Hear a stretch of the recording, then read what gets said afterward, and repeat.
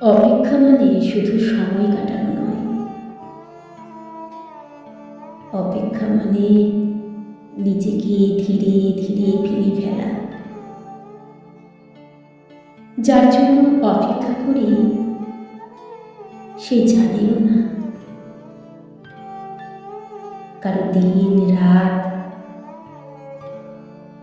তার নামে চলছে।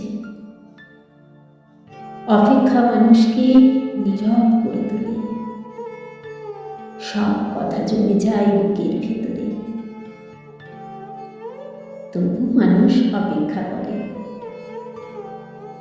কারণ কিছু অপেক্ষা ছেড়ে দেওয়া যায় না।